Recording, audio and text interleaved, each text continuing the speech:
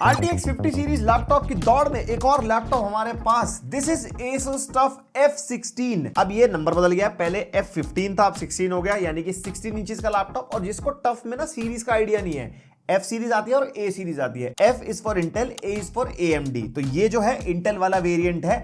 And भाई बिल्कुल भी सस्ता नहीं है, बहुत ही महंगा दे रहे हैं भाई साहब। ये लैपटॉप 1,80,000 रुपीज का है। वीडियो छोड़ने से पहले थोड़ी सी तो बात सुन लो। Intel Core i7 14 generation HX processor है, RTX 5070 है। लेकिन मुझे ना RTX 50 सीरीज के नशे बिल्कुल समझ में नहीं आ रहे। RTX 5050 का लैपटॉप तुमने कटाना देखा, वो भी 8GB VRAM के साथ था। ये 5070 है, ये भी 8GB VRAM के साथ है। ऑब्वियसली टेक्निकल डिफरेंसेस काफी सारे हैं, बट VRAM का क्या चक्कर चल रहा है। और ROG Strix G16 करा था विद 5070 Ti, वो 12GB VRAM था। तो एक बार ये सारे पूरे टेस्ट कर लो, लैपटॉप अलग अलग ब्रांड के अलग अलग टेस्टिंग हो जाए, उसके बाद थोड़ा कंपैरिजन में भी जम मारेंगे, क्योंकि कंपैरिजन बन बहुत सारे रहे हैं। और भाई टफ सीरीज अब इन्होंने बिल्कुल चेंज कर दी है, अपग्रेड बहुत सारे हो गए हैं, जो सारे इस वीडियो में कवर करेंगे ऑब्वियसली। एंड डब्बा खोलन नहीं, अभी मेरा मन नहीं है, तो यहाँ पे कुछ ऐसा लैपटॉप हमारे को मिल जाता है। और साथ में 280 वॉट का पावर अडाप्टर, और पावर अडाप्टर की पिन अब हमारे को गोल से चेंज होकर कुछ इस टाइप की मिलती है, जो दोनों साइड से लग जाती है। मतलब अपग्रेड करें। स्ट्रिक्स सीरीज में भी यही थी, इसमें भी यही है।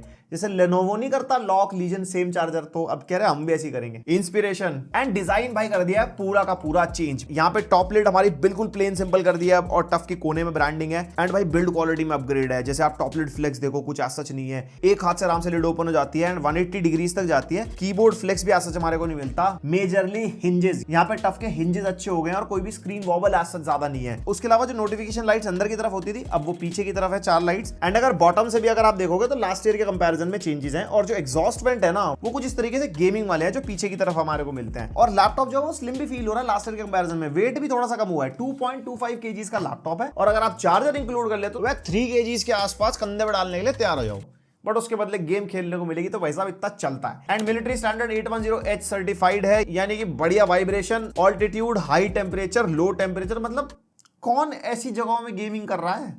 बस ये आपको संतुष्टि देगा कि आपका लैपटॉप थोड़ा स्टडी है, तो गिरेगा खराब तो नहीं हो। एंड उसके बाद स्पेसिफिकेशन, मेरे को उम्मीद थी 2025 वेरिएंट में कोर अल्ट्रा सीरीज देंगे। इन्होंने G16 और Strix कार में तो दी।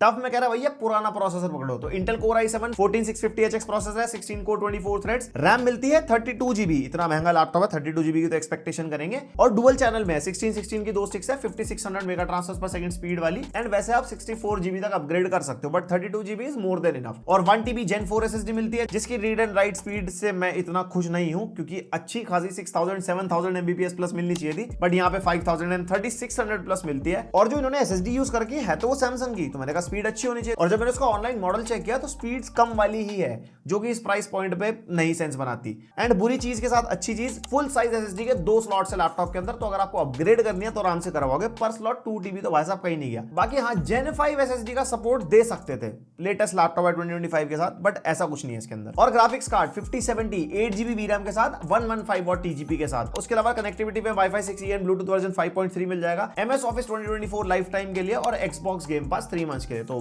लैपटॉप लेते गेम खेलने का मन करे तो स्टार्ट हो जाओ, बिना पैसे दिए क्लेम कर लेना। और उसके बाद परफॉर्मेंस, Cinebench R23 में स्कोर्स 21000 प्लस मल्टी कोर में, 1900 प्लस सिंगल कोर में। Cinebench 2024 के स्कोर्स आप देख सकते हो। देन Geekbench 6 का CPU score multi core and single core. CPU include करता हूं, म्यूजिक प्रोडक्शन वाले सॉफ्टवेयर चलाना है कोई दिक्कत नहीं करेगा, कोडिंग वगैरह करनी है, स्टूडेंट हो, लार्ज प्रोजेक्ट्स कंपाइलिंग वगैरह में कोई प्रॉब्लम नहीं आएगी। उसके अलावा day to day task multitasking 1,80,000 खर्चने के बाद नहीं वो नहीं पूछते भाई साहब। और AI की परफॉर्मेंस के लिए Geekbench 6 का AI का बेंचमार्क आप देख सकते हो, GPU पे निकाला था, अच्छे खासे नंबर है, 5070 है, तो AI वाले टास्क आप कर पाओगे। एंड साथ में DeepSeek R1 का जो 32 बिलियन पैरामीटर मॉडल हम टेस्ट करते हैं यूजिंग LM Studio, जिसका प्रॉम्प्ट ये है अच्छा खासा बड़ा, 5 मिनट्स 28 सेकंड्स के आसपास लगे, जो कि ठीक ठाक टाइम है। यानी कि AI ML वाले टास्क भी इस लैपटॉप पे कर पाओगे। कटाना रिव्यू करा था ना अभी, उसके अंदर नहीं चला था, उसमें 16GB रैम थी, इसमें 32GB रैम है, इसलिए 32 बिलियन पैरामीटर मॉडल रन हो गया, तो ज्यादा रैम की नीड होती है। और 3D मॉडलिंग वगैरह के लिए blender benchmark 4000 plus score, blender के अंदर BMW रेंडर निकाला, 16 सेकंड्स के आसपास लगे हमारे। इंटरमीडिएट लेवल के 3D मॉडलिंग आर्किटेक्चर वाले टास्क आप कर पाओगे। देखो ये बहुत सब्जेक्टिव लाइन है, किस टाइप का आप टास्क कर रहे हो, कितना बड़ा आपका प्रोजेक्ट है। मैंने 2050 पे भी लोगों को काम करते देखा है, लोग 4090 5090 के लिए भी जाते हैं, इवन लोग पीसी बिल्ड्स भी करते हैं। तो this is very subjective, number से आप आइडिया लगा सकते हो, higher is better. And even game development भी अगर आपको करनी है, 8GB VRAM के साथ आता है। अनरियल इंजन वगैरह आपको चलाना, तो 8GB VRAM तो भाई आपको कम से कम लेनी चाहिए।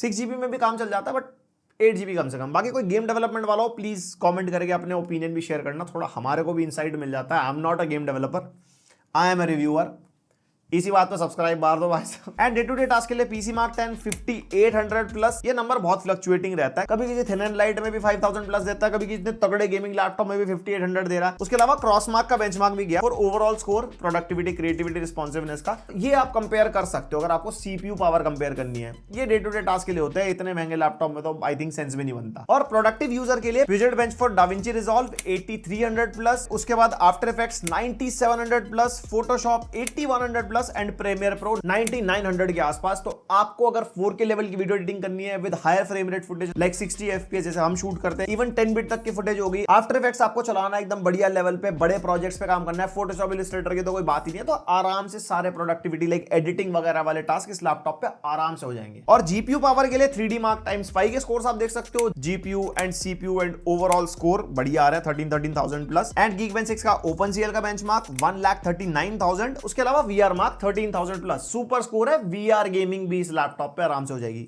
एक्सटर्नल हेडसेट मेटाक्वेस्ट, उस पर वीडियो पे व्यूज कम थे, बोल बोल के बहुत बढ़वा दिया, थोड़े से और बढ़वाओ बहुत मजा आएगा, वीडियो बहुत अच्छी बनाई है। एंड जो इसका सीपीयू है अगर उसको कंपेयर करते हैं कंपेटिटिव सीपीयू से जो भी इस टाइम पे मार्केट में चल रहे हैं 1.5 to 1.8 लाख के लैपटॉप में, तो उसका पूरा ग्राफ है आपके सामने सिनेबेंच R23 का। एंड आई थिंक इस प्राइस पॉइंट के हिसाब से सीपीयू काफी लो परफॉर्मिंग डाल रखा है, इससे बेटर सीपीयू आ सकता था, जैसे कि आप ग्राफ वगैरह में देख ही रहे हो। और अगर जीपीयू को साइड बाय साइड कंपेयर करते हैं तो 4070 से 7% का जंप है जो 50 सीरीज में हो भी रहा है, एंड 4080 से इतना ऊपर नहीं है कंपैरिजन में। 5070 Ti ऑब्वियसली बहुत बेटर है बिकॉज वो 12 GB रैम के साथ आता है, इवन उसका वॉटेज पुश भी ज्यादा है, फिर वो लैपटॉप महंगे में भी है, वो 2.5-2.6 लाख का लैपटॉप था। अभी आने तो थोड़ा टाइम होने तो, मार्केट में कंपटीशन बढ़ेगा तो धीरे धीरे रेट भी कम होंगे।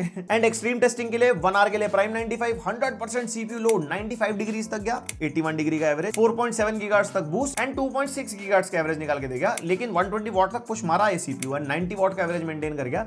जितनी वॉटेज पुश है, जिस हिसाब से इसने टेंपरेचर मेंटेन करे, उसके हिसाब से टेंपरेचर्स वगैरह अच्छे हैं, बाकी गेमिंग में भी आइडिया मिल जाएगा। Same goes for GPU, FurMark run किया था घंटे के लिए 86 डिग्रीज तक गया था, 81 का एवरेज आ गया। और जो वॉटेज जो बोली है 118 वॉट तक तो एक बारी के लिए गई, बट 113 वॉट तक का एवरेज मेंटेन कर गया था और लैपटॉप क्रैश नहीं हुआ, बढ़िया चल रहा था, कोई दिक्कत नहीं है। अब गेमिंग की बात कर लेते हैं। सबसे पहले वैलोरेंट, सीपीयू अच्छा खासा है, वही एवरेज आपको 350 FPS तक तो दे जाएगा। हाँ, नेटिव रेजोल्यूशन इज 1600p और हाई सेटिंग्स पे टेस्ट किया है तो परफॉर्मेंस वैलोरेंट में अच्छी मिल जाएगी। उसके बाद CS2 very high setting 1600p on an average 200 FPS के आसपास है, बट ऊपर नीचे आपको 180-190 तक आराम से बढ़िया मिल जाते हैं। Then GTA 5 enhanced edition, maximum ray tracing हमने इसके अंदर रखा, on an average 55-60 FPS maintain कर गया था। ये काफी डिमांडिंग कर दिया इन्होंने, अच्छा है जीपीयू वगैरह टेस्ट करने के लिए। और वॉटेज वगैरह भी अच्छी पुश कर रहा है, सीपीयू टेंपरेचर ठीक मेंटेन हो रहे हैं अकॉर्डिंग टू द वॉटेज जो लैपटॉप पुश कर पा रहा है। उसके बाद एल्डन रिंग, जिसके अंदर हमारा 60 FPS बढ़िया मेंटेन करवा गया था, मैक्सिमम रखी थी सेटिंग्स, और वो ये 1-2 FPS ऊपर नीचे होता है। एंड हाँ, ये 60 FPS लॉक्ड गेम है। फिर RDR2 फेवर क्वालिटी यानी कि highest possible settings and on an average 65-75 FPS on both the scenarios. DLSS frame generation नहीं है इस गेम के अंदर। फिर आ जाता हमारा साइबरपंक, अल्ट्रा सेटिंग्स रखी है और फ्रेम जनरेशन रखा है एक तरफ हमने क्वालिटी पे, और आराम से बढ़िया यहाँ पे फ्रेम जनरेशन लगा तो 100+, बट रॉ परफॉर्मेंस भी अच्छी है। 5070 का थोड़ा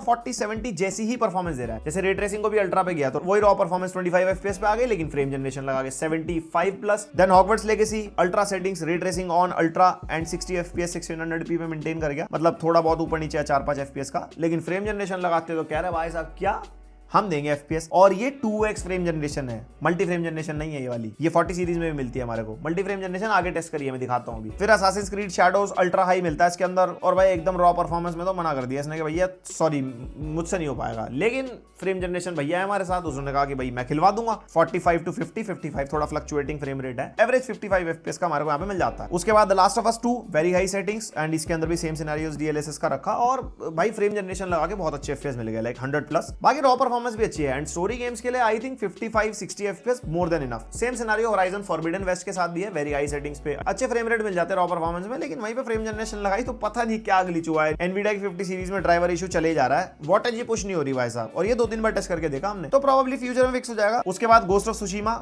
वेरी हाई सेटिंग्स, अच्छे FPS रॉ परफॉर्मेंस में 55-60 के आसपास, और वही फ्रेम जनरेशन लगा के 100+। एंड उसके बाद Hellblade 2 35-40 FPS average and frame generation लगा के 90-95 एवरेज, एंड भाई 1% लोज भी एडेड है, बहुत डिमांड थी तो मैंने ऐड कर दिए। उसके बाद हेलब्लेड 2 में हमारे को मल्टी फ्रेम जनरेशन मिल जाता है, जिसके अंदर बहुत ही अल्टीमेट FPS मिल जाता है, लाइक 3x में ज्यादा आ रहे थे, 4x में कम।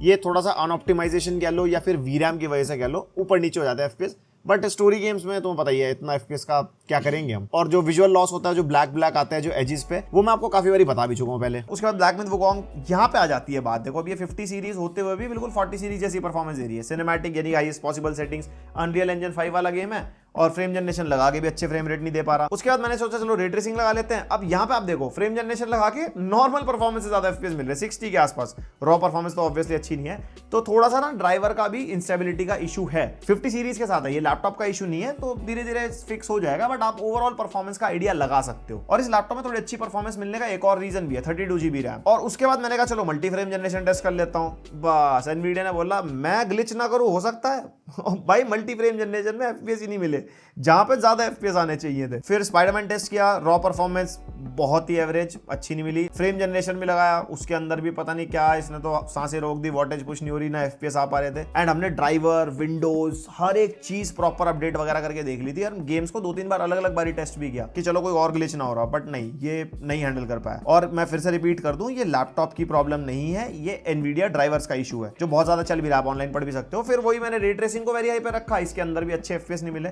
बहुत ही खत्म हो गया था। मतलब परफॉर्मेंस बिल्कुल बिलो एवरेज, मतलब जैसे 2050 3050 पे चला दिया हो कुछ। फिर एलन वेक 2 आ गया, इसमें परफॉर्मेंस अच्छी थी, वॉटेज वगैरह अच्छी पुश हो गई थी। हाई सेटिंग्स पे रॉ परफॉर्मेंस तो वही ओकेश मिल जाती है, प्लेबल नहीं, बट फ्रेम जनरेशन लगा के आराम से अपना 75-80 एवरेज FPS हमारे को मिल जाता है। एंड उसके बाद जैसे रे ट्रेसिंग को अल्ट्रा पे लगाया तो ये लैपटॉप ने कह दिया भैया धुआं आने वाला है, बंद कर दो ये गेम दे ही नहीं पाया भाई, 5-4 FPS आ रहे थे। पर वही फ्रेम जनरेशन लगा के भी मतलब ठीक ठाक ही 30 FPS तक। तो आप थोड़ी आप सेटिंग्स वगैरह गिरा सकते हो अगर आपको रे ट्रेसिंग के ही मजे लेने हैं। बट वही है, मल्टी फ्रेम जनरेशन आ जाती है, उन्होंने कहा भैया मैं संभाल लूंगा। FPS का आप आइडिया लगा सकते हो पहले सीन के हिसाब से, रे ट्रेसिंग भी अल्ट्रा पे है। बट यहाँ पे विजुअल लॉस होता है 50 सीरीज में अगर आप मल्टी फ्रेम जनरेशन लगाते हो, प्लस इनपुट लैग भी होता है। तो अगर आप सोल्स गेम खेल रहे हो या कोई ई स्पोर्ट्स खेल रहे हो जिसमें ऑब्वियसली मल्टी फ्रेम जनरेशन अभी किसी में आया नहीं है, अगर फ्यूचर में आता है तो उसके अंदर तो obviously I will not recommend. फिर मेरा मन हुआ चलो इसको 4070 से भिड़वा के देखते हैं। राइट साइड जो आप लैपटॉप देख रहे हो ना, ये Aorus 4070 i9 के साथ हमने कुछ टाइम पहले रिव्यू किया था। ऑब्वियसली सेम CPU ढूंढना विद द सेम GPU भिड़वाने के लिए बहुत मुश्किल है, बट उसके अंदर भी 32 GB DDR5 रैम थी, इसमें भी सेम है, और graphic card year on year बिल्कुल वही सेम है 88 GB VRAM के साथ। एंड भाई 4070 surpassed 5070 Alan Wake 2। But yes, एक डिस्क्लेमर, फ्यूचर में हो सकता है ये ऑप्टिमाइज हो जाए कुछ ड्राइवर वगैरह के थ्रू एंड 5070 बेटर परफॉर्म कर जाए, ये अभी के हिसाब से। और उसके बाद मैंने फ्रेम जनरेशन लगाई, उसके अंदर 5070 ने कहा बेटा नहीं, थोड़ा सा तो मैं FPS ऊपर दे दूं, बट ऑब्वियसली इतना डिफरेंस नहीं है। उसके बाद रे ट्रेसिंग अल्ट्रा पे करा रॉ परफॉर्मेंस में, ऑब्वियसली दोनों में प्लेबल नहीं है, बट 4070 ने बोला मैं फिर भी थोड़े से FPS एक्स्ट्रा दे दूंगा। फिर मैंने कहा चलो इसके अंदर फ्रेम जनरेशन लगा लेते हैं कि देखे क्या हालात है। भाई 4070 थोड़ा सा बेटर परफॉर्म कर गया। फिर साइबरपंक टेस्ट किया, साइबरपंक ऑब्वियसली बेटर परफॉर्मिंग 5070 यहाँ पे रॉ परफॉर्मेंस में। उसके बाद फ्रेम जनरेशन लगाई, उसके अंदर almost similar performance, like 5-7 FPS का डिफरेंस, 10 FPS मान लो। और ये फ्रेम जनरेशन 2x है, वो 3x 4x वाली नहीं है, वो सिर्फ 50 सीरीज में मिलती है। And ray tracing ultra raw performance में अगर आप देखोगे ऑलमोस्ट सिमिलर FPS है, 25 के आसपास दोनों के अंदर। Even with frame generation on 2-4 FPS ऊपर नीचे हो रहे हैं, या 10 FPS मान लो, मोटा मोटा सेम ही परफॉर्म कर रहे हैं 4070 एंड 5070। फिर मैंने कहा ब्लैक मिथ वुकोंग भी ट्राई करते हैं, यहाँ पे भाई सेम FPS कह रहा है भैया, ज्यादा कुछ इंक्रीमेंट है ही नहीं। मैं कह रहा था ना 4070 टाइप की परफॉर्मेंस है। फिर फ्रेम जनरेशन लगाया तो भी भाई 4070 बेटर परफॉर्म करवा पाया। फिर रे ट्रेसिंग को वेरी हाई पे रखा, similar performance, and frame generation लगाने के बाद भी almost similar performance, 5 to 7 FPS ज्यादा। और हाँ, अगर लंबे टाइम तक गेमिंग करते हो तो जो कीबोर्ड के टेम्परेचर है वो WASD के आसपास 33-34 डिग्रीज के आसपास रहता है, ज्यादा गर्म नहीं लगता। सेंटर में चिपसेट है, 40 डिग्रीज तो जाता ही है, और जो ट्रैक पैड की लेफ्ट साइड वाला एरिया है दैट इज अराउंड 30 डिग्रीज, तो हल्का हल्का वार्म फील होता है, कुछ ज्यादा गर्मी वाला माहौल नहीं। तो भाई गेमिंग की परफॉर्मेंस 5070 हमारा 1600p वाला ही कार्ड है, वही डिस्प्ले उन्होंने लैपटॉप के अंदर दिया, बट 4070 के कंपैरिजन में भाई यहाँ पे चीजें बहुत ऊपर नीचे हैं। लेकिन उसमें डिस्क्लेमर फिर से ऐड कर दूं, एनवीडिया के ग्राफिक्स ड्राइवर इश्यूज हो रहे हैं 50 सीरीज के साथ, तो वो टाइमली बेटर हो भी सकता है, लेकिन फिर भी जितना हम समझ पा रहे हैं 4070 से कोई इतना बड़ा इंक्रीमेंट नहीं है।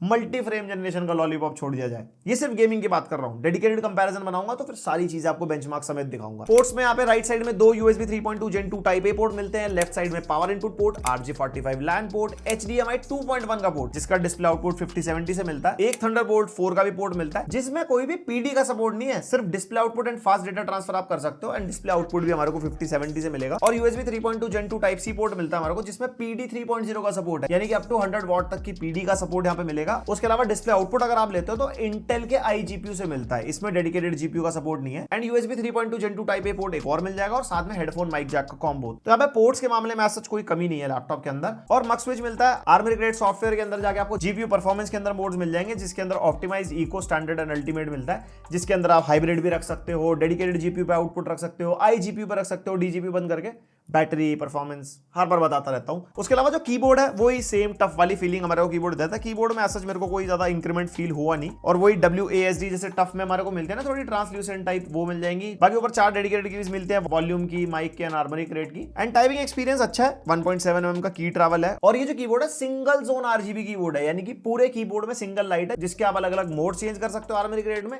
या फिर सिंगल लाइटिंग में भी कलर वगैरह चेंज कर सकते हो। और ट्रैक पैड का साइज बड़ा हो गया है भाई, यहाँ पे स्मूथ है ट्रैक पैड चलने में, मल्टी जेस्चर को सपोर्ट करता है, फुली क्लिकेबल वाला है। फिर आ जाते हैं डिस्प्ले, 16 इंचेस की IPS एंटी ग्लेयर डिस्प्ले मिलती है, 2.5 का रेजोल्यूशन है, वही 1600p वाली डिस्प्ले होगी, WQHD है, 16:10 एस्पेक्ट रेशियो, 165 वट्स का refresh rate, and Nvidia G-Sync का भी सपोर्ट हमारे को यहाँ पे मिलता है। और पीक ब्राइटनेस ब्रांड ने मेंशन करी है 400 निट्स, हमने टेस्ट करी थी 373 निट्स की ऑल टाइम ब्राइटनेस निकल गई। Colour gamete is good, 100% sRGB, 80% DCI-P3, बाकी कलर गैमेट आप देख सकते हो। और कोई भी एक्स्ट्रा सर्टिफिकेशन नहीं है, डॉल्बी विजन, TUV राइनलैंड वगैरह वो सब नहीं है। बजट में जाता है जब लैपटॉप तो ये सारी चीजें फिर हट जाती हैं। ये Strix G16 और स्कार में देते हैं सब कुछ। और बाकी डिस्प्ले कलर ग्रेडिंग वगैरह के लिए अच्छी है, आपको अगर फोटोज वीडियोस में कलर ग्रेडिंग वगैरह करनी है, उसके अलावा कंटेंट वगैरह अगर आप देखते हो, गेमिंग वगैरह अगर आप करोगे इसके ऊपर, ओवरऑल डिस्प्ले आपको डिसअपॉइंट नहीं करेगी। ये इसका वेबकैम टेस्ट, माइक भी जो है लैपटॉप का यूज हो रहा है, 1080p 30 FPS वाला वेबकैम है, और लाइट कंट्रोल कुछ साफ सफाई बिल्कुल ठीक है, कोई दिक्कत नहीं है। बाकी क्वालिटी आपको कैसे लगी माइक की भी और वेबकैम की भी, मेरे को कमेंट करके बताओ।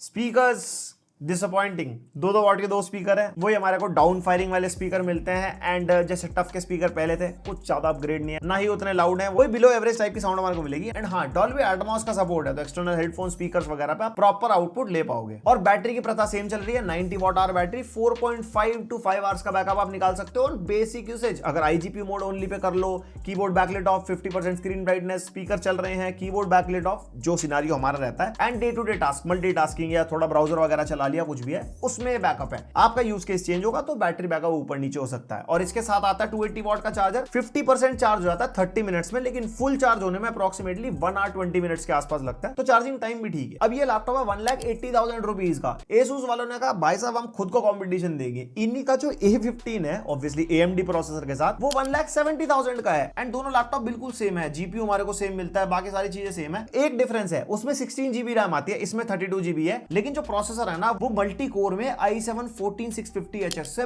बहुत बेटर परफॉर्म करता है। अगर आप ये ग्राफ में देखोगे तो 16 GB DDR5 रैम हमारे को 4000 के आसपास मिलती है, तो 6000 आपके वहां बच जाएंगे विद अ बेटर प्रोसेसर। अब रैम वहां पे डुअल चैनल में या सिंगल में, थोड़ा सा वो एक सवाल रह जाता है, वरना 32 GB अपग्रेड करने में तो पूरी ही 16 वेस्ट हो जाएगी, 8 GB अगर 2 स्टिक हुई तो। बाकी आप थोड़ा बहुत चेक कर लेना ऑफलाइन अगर खरीदोगे। लेकिन अगर कंक्लूड करते हैं इस लैपटॉप को, चाहे ये F सीरीज है चाहे A सीरीज है, मेरे हिसाब से भाई अभी बहुत ज्यादा प्राइसिंग है इनकी, ये डेफिनेटली कम होगी, क्योंकि अभी कंपटीशन भी नहीं है मार्केट में। इसका डायरेक्ट कंपटीशन Lenovo लॉक नहीं आया, एसर की नाइट्रो सीरीज हो गई, फिर प्रेडेटर भी वो लॉन्च करेंगे, लीजन और स्ट्रिक्स तो चलो आ गई है, तो सब कुछ जब आ जाएगा ना मार्केट में, तब जब भिड़ंत होती है तब पता लगता है कि हाँ कौन कहां खड़ा है।